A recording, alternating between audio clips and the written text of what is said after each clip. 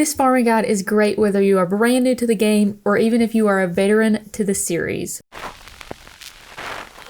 Hey everyone, it's Ashley, the other half of Our Radiant Gaming, and this video is everything you need to know about farming in Rune Factory 5. So, in Rune Factory 5, you start out with your basic farm. There are 64 tillable, usable squares on your basic farm, and then on the farm dragons, there are varying numbers of squares. Each one has different amounts. These are what you use to farm. So basically the farming is like any other farming game. You're going to start by tilling the ground, then you're going to plant your seeds, then you're going to water every single day unless it's raining, and then you're going to harvest. But the difference of Rune Factory 5 is you can harvest normally to get the crops, or you can harvest with a sickle to get seeds. The reason you would harvest with a sickle to get seeds is that when you harvest with a sickle, you get higher level seeds from the crops. So you start out with level 1 and then you pick them. Sometimes they could go to level 2 or level 3 just by picking them. But say you start out with level 1, you harvest with a sickle, you will get level 2 seeds. So you plant those level 2 seeds, you harvest with a sickle, you will get level 3 seeds, and so on and so forth. In order to get the best level crop seeds, your sickle needs to be upgraded. You cannot get a level 10 seed with a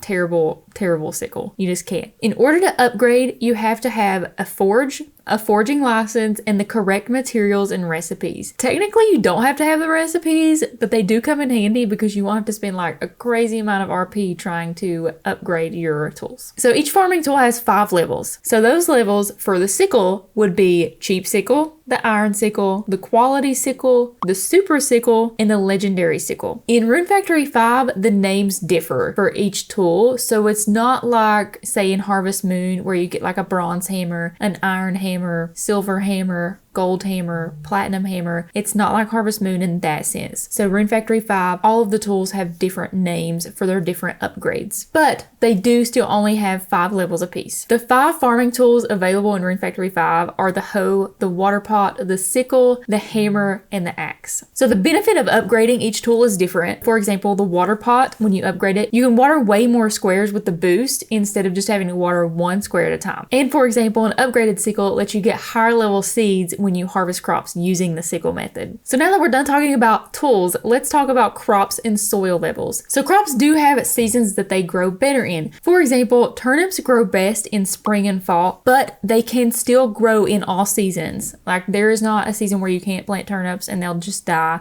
like in Harvest Moon or any other farming game. In Rune Factory 5, you can plant all of these in different seasons. Just make sure you check and see what the best season is. You don't really want to be planting a seed if it's not its optimal season because it is more work and what's the point, you know? In Rune Factory 5, your soil levels actually matter. Yes, they do. You need to be continuously checking your soil levels as much as you can remember to check them. The easiest way to do this is by adding a magnifying glass to one of your tools or some of your armor. So normally I add it to my headgear, which I have mentioned before in another video. If you need to know how to do this, check out my 22 more tips and tricks video that I posted not too long ago. I will link in the description below. So make sure you check that out. It will help you a lot. So soil levels and how to read them. We have the overall soil level, the speed level, the quality level, the size level, and the number level of soil. So the overall soil level is basically what it says, the overall soil level. It's the level of the soil overall. So this level indicates its health and resistance to disasters and also can increase the number of crops you get when you harvest. To raise the overall soil level, all you do is continuously plant crops. Just plant them all the time. That is how you're going to raise your level. It's kind of like leveling in combat. You just keep doing it over and over and over. It'll keep leveling up, getting higher. That, however, is not how you level the rest of these. The rest of these need extra help to keep them higher up, unlike the overall soil level. So the speed level is just that again. It is how fast your crops will grow. You can max this one out. I think you can go over 5 times. This one can be increased by using formula A, B, and C to get the speed level of your soil higher. The next one is the quality level of your soil. So this one determines the level of the crop or seed you can get when you harvest. When this is maxed out, you can obtain a crop or seed 2 to 3 times higher than what you normally would when this level is maxed out. The size level of your soil determines the size of the crop when you harvest it. This is how you get giant crops. If you plant 4 seeds in the little tiny squares that you have all over your farm and they're all the same plant, they can merge together and become a giant crop crop depending on this level. The way you do this is by Giantizer, which I will talk about later in the video. And last but certainly not the least important, because I think this is a pretty important part of your soil, is the number level. The number level determines how many crops you get when you harvest from a single plant. So this means instead of getting 1, you can get 2, 3, 4, and on. So always keep this level up if you can, which goes into how to keep your soil levels up. So I already told you about the overall soil level. The rest of these, you'll probably have to use some sort of fertilizer or item to get these levels up, but I promise it is definitely worth it. The number one way to keep your levels up is always keeping use of the fertilizer bin. I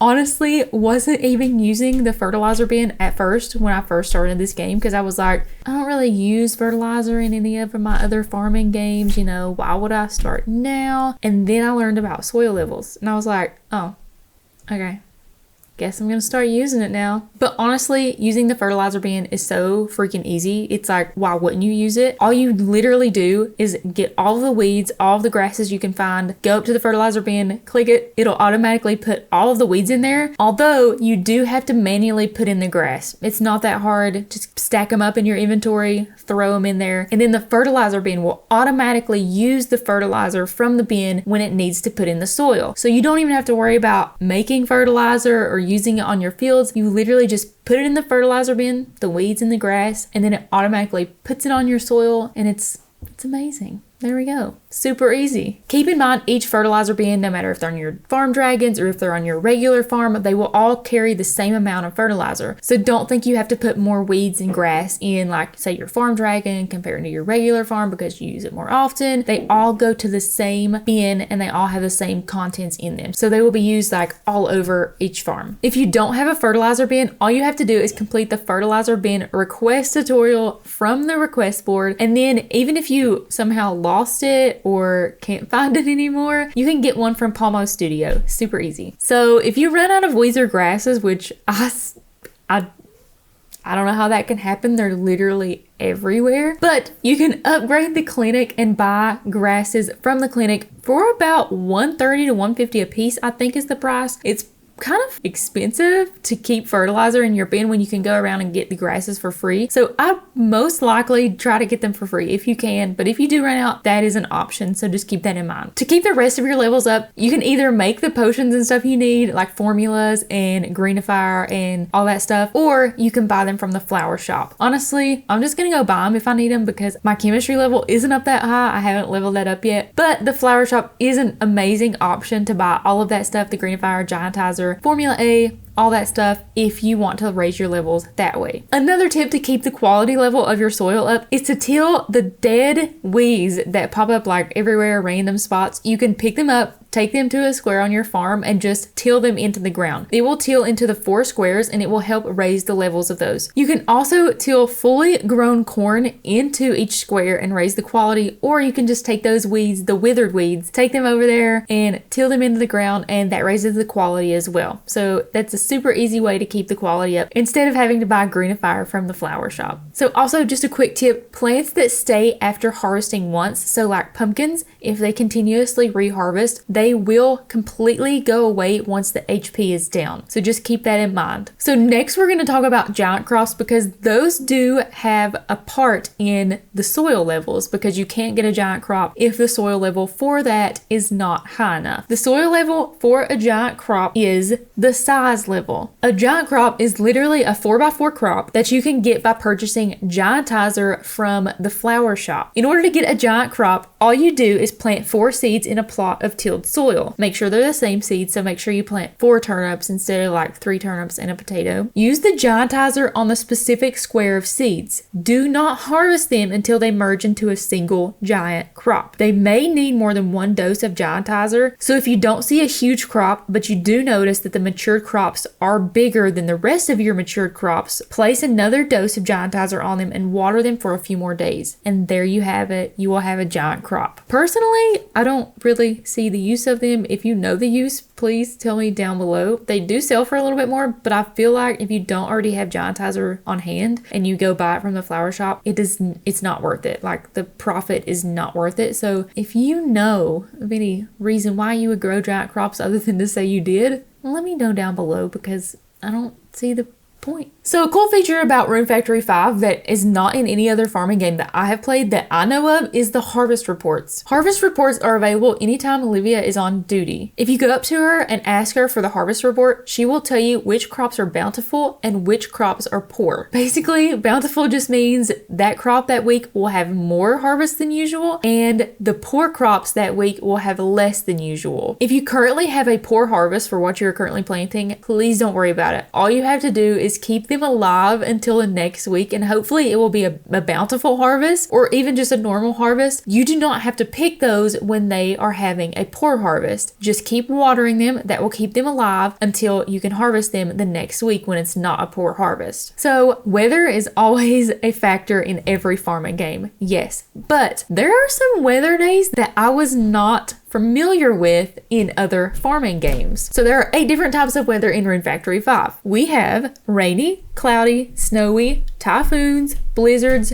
Runey Days, and starfall days. You can check the weather for your game in the top right. So the good news is typhoons and blizzards are the only weather that negatively affect your farm. A bunch of things can happen to your farm when these come through, like rocks, branches, and everything will just like fall onto your crops and destroy them, and it's just like, what is happening? You can go outside and you can literally see rocks falling on your crops, and you're like, great, I worked on those. Why are you doing this, game? Why? Just plan accordingly when you know a typhoon or blizzard is coming. Most of the time, the day before, the villagers in your town will tell you like, hey, there's a typhoon coming. Please be ready for this. The weather's looking crazy today. Watch out for tomorrow. They will warn you. So definitely, if you get that warning, go protect your crops or harvest them if you haven't yet. You can prepare for a typhoon by either purchasing a bunch of wettable powder or crafting them at a chemistry table. And after completing the main storyline, you can spend 1,000 seed points and stop a typhoon from coming for a little bit. So if you know one's coming, just go spend 1,000 seed points and you can push it away. It will happen later, but you can push it from happening the next day. Or for 300 seed points, you can actually cause one to happen faster. So there's that. And the only other weather day we're going to talk about is Runey weather, because the other ones are kind of, cloudy, rainy. We all know what that does. But Runey weather is actually something that happened to me, and I had no idea what was happening. I was like, what are all these things floating around here in the sky? I wish I would have known, because it's actually really, really, really good for your farm. Runey days are when you walk outside and see a bunch of Runeys floating everywhere. Runey days are a very good thing because they allow crops to grow at 5 times the usual rate. Yes, 5 times. It also has an extra chance of Runeys popping up when harvesting crops that day. So literally, Runey Days are so good. If you're not using Runey Days for your farm, please use Runey Days. They're so good. Another thing Rune Factory 5 has that no other farming game that I've played has had is farm dragons. So farm dragons are actually really cool. At first, I was like, this is a little weird. I'm on the back of a dragon farming.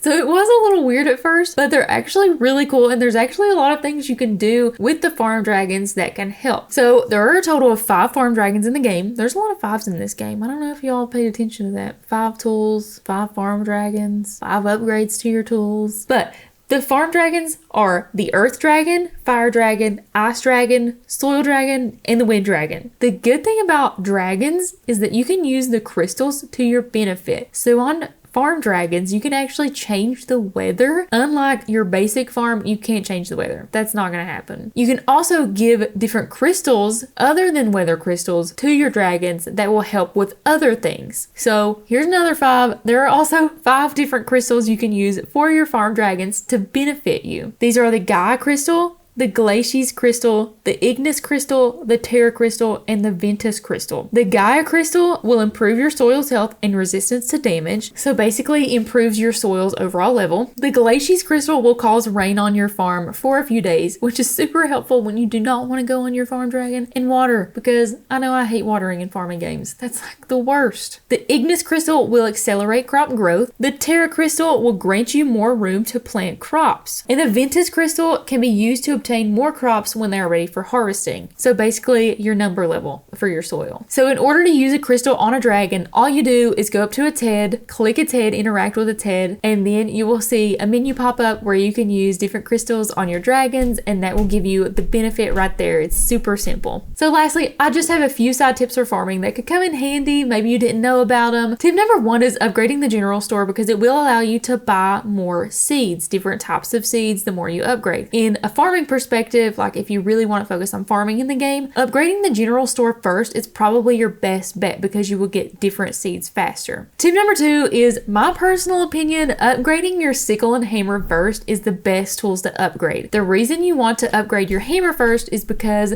the better your hammer is, the more likely you're going to get better ore from the mining veins. And then after you get the better ore, you can upgrade your sickle to get better seeds. That's why I think upgrading the hammer and the sickle are the best bets if you're wanting to focus on farming. But if you don't want to focus on farming, that could totally change. One of the crops I recommend planting first is leeks. Leeks can get you a pretty good amount of money. They are not the best selling profit crops by far, but that is definitely one I recommend planting if you are early on in the game. Tip number 3 is some crops actually have recipes that increase their profit. So if you have, say, a turnip and you go to your cooking table, you make pickled turnips, that will increase the profit, the base profit, from 30G to 48G. That's definitely a good way to get more profit, and you will get your cooking level up. So it's like a win-win. And my last tip for farming is when you harvest, you will get these blue orbs that raise up a skill level. It's a random skill level. So like it could be like resist poisoning 1, defense 1. It's not just farming, but if you farm all the time, you will get so many of these blue orbs and they will help you raise your level so quickly. That is my last tip for farming. Thank you all for going through this video. I know it was a lot, but when I first started Rune Factory 5, I really needed a video like this and I did not find one. And I hope that even if you played this game for a while, or if you're new, I hope it was really helpful. If you like this video, give it a thumbs up. If you want to see more Rune Factory 5 videos, definitely hit the subscribe button. But I hope you all have an amazing day and God bless.